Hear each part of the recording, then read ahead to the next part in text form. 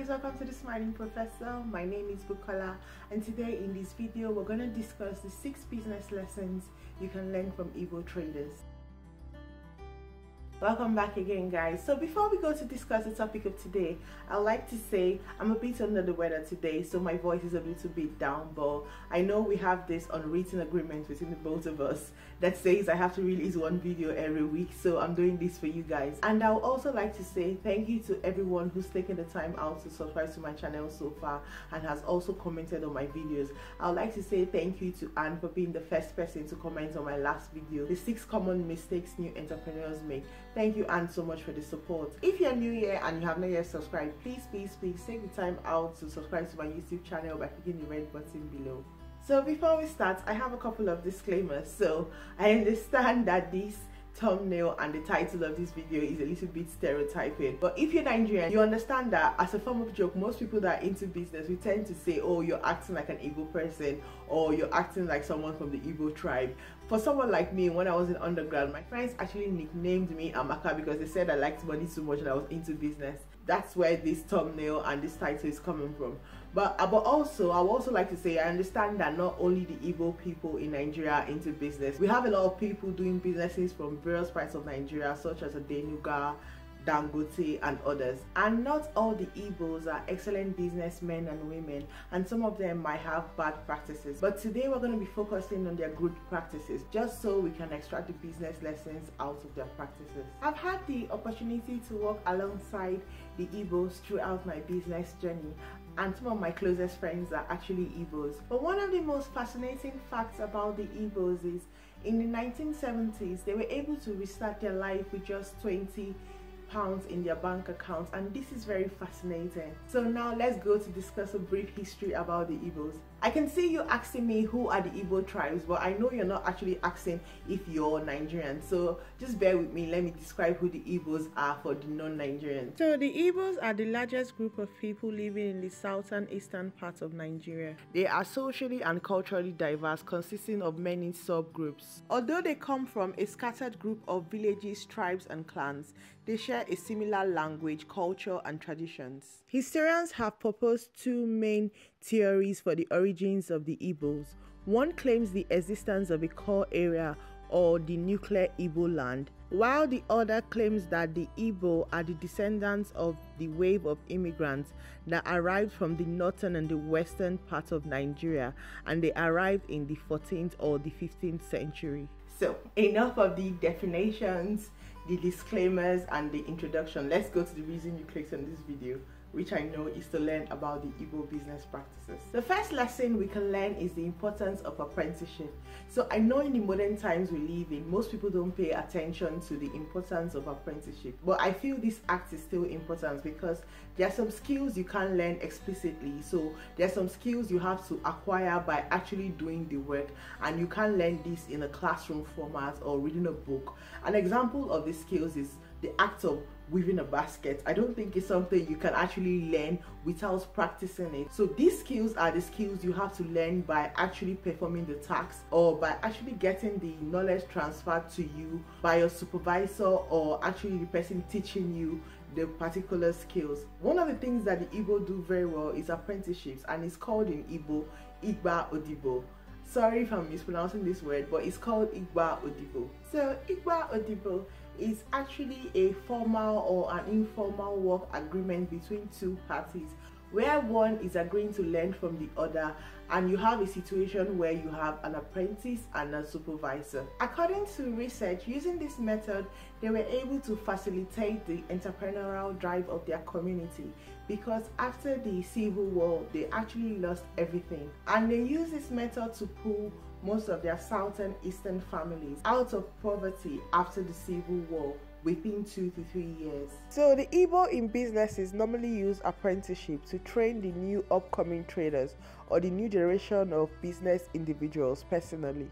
So this form of relationship is an apprentice-supervisor relationship or a mentor-mentee relationship, and the way it works is quite simple. So an established business person in a particular industry comes to a rural area and is encouraged by his family or his clan to take an upcoming trader or a young person as an apprentice for a particular time frame, because this could be years or it could be months. It actually ranges depending on the contract between the two individuals. Sometimes the apprentice actually live with some of the supervisors because some of them might be coming from a rural area and they actually need to learn this trade and also build character. So all this depends on the contract the both parties signed. And most of the times, because they are from the rural area, they tend to travel to the bigger city where most supervisors or mentors actually live and have their established businesses. After the apprentice work for the supervisor in an agreed time frame and the supervisor or the mentor is happy with their work and also feel like they have learned enough and are able to go start up their own business, what happens is the mentor or the supervisor actually give them starting capital to start their own business. Or sometimes some mentors actually go ahead to establish businesses for their mentees. And this leads to the next point: getting your own startup capital. So this agreement sometimes work in the favor of the mentee because some of them might get a steady salary monthly depending on the agreement they have with their mentor or their supervisor. So they might get upkeep money, but they don't get their full amount. So all this money is saved over time, and when they finish their apprenticeship, they are able to get access to this money to establish their own business, or the mentor actually goes ahead to establish their own business. This is very good because it saves the mentee having to borrow money. So most apprentices do not only gain capital, but they also gain access to valuable information. So information such as knowledge of their competitors. They also gain long-time connections. They also gain understanding of their industry, of their market, the do's and don'ts. And this leads to the next point. Because they are able to do apprenticeship for a very long time and learn some valuable skills and knowledge, this leads to basic understanding of the market. So they understand the market, and this leads to them securing the best deals on products or items, even if they are buying or they're selling. The Igbos are really able to understand different markets in different industries, and another of their accomplishments with regards to this is clearly evident in how they were able to nurture the Nigerian entertainment scene, Nollywood, and the music scene. They were able to make this a globally recognized industry, making it one of the biggest movie industry in the world and definitely the biggest movie industry in Africa. I would make a separate video to discuss this topic. Another business lesson we can learn from the Igbos are their sense of community or their sense of kingship. So most times, if they can't deliver on the product or the service you're looking for, they always tell you to hold on, let them check their other shop or their other warehouse.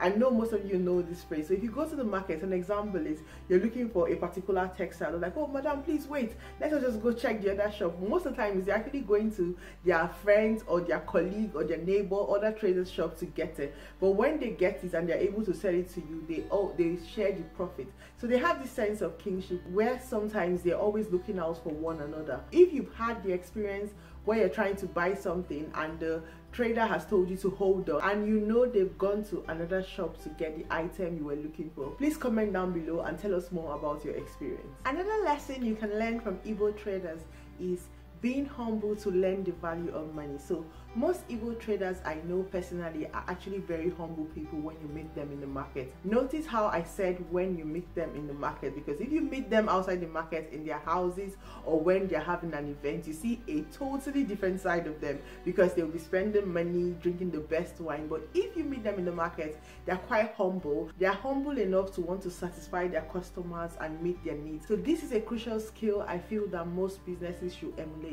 When you're in your business setting, your aim should be to satisfy your customers. I have a personal example. So I have a friend who is an engineer. So he's actually a petroleum engineer and he has a master's in petroleum engineering. But now he's a distributor in Nigeria for one of the biggest brands of biscuits in the world. So I had the opportunity to spend a day with him in the market. So I would just give you a brief story on what happened. So on our way to the market, we stopped to get food and we got food worth about, like, let's say 5,000 naira, and that was our breakfast for the day. And we finally got to the market. When we got to the market, I saw a totally different side of him. So I saw him interacting with his customers and negotiating with them, even to the last dime, as low as trying to negotiate 15 naira. So with what happened, I had a new perspective on the whole event of the day. So when I got back home, I thought to myself, so he was willing to spend 5,000 naira on breakfast, but he wasn't willing to let 50 naira of his profit go in the market. This showed me that he knew the value of money when he was in his business place. So the final business lesson I feel we can learn is being unafraid of challenges. So there's a famous Nigerian saying that goes like, if you go to a new country and you don't find an Igbo person or you don't find Coca-Cola products, please quickly leave because that country is inhabitable. So Igbo traders in general are very resilient and they're always looking for new opportunities in new locations. So they don't mind learning new languages, new culture, as far as there's an opportunity to make money. And this is the reason why they conduct a trade in almost every part of the world. So the 6th business lesson I feel we can learn from Igbo traders include understanding the value of apprenticeship, understanding how to use apprenticeship to be able to acquire capital, also using apprenticeship to understand the market, having a sense of community, being humble to learn the value of money, and finally being unafraid of business challenges. I want to say thank you to those of you who's watched to the end of this video. If you agree or disagree with me, please let me know down in the comment section below, or if you have something to add to this conversation, also put it down in the comment section below. I also want to say thank you to those of you who subscribe to my channel. If you're new here and you have not yet subscribed, please subscribe so you can get weekly content from me. Also like and share my videos, and don't forget to click the notification bell so you always know when I upload. Thanks guys, see you next week. Bye guys.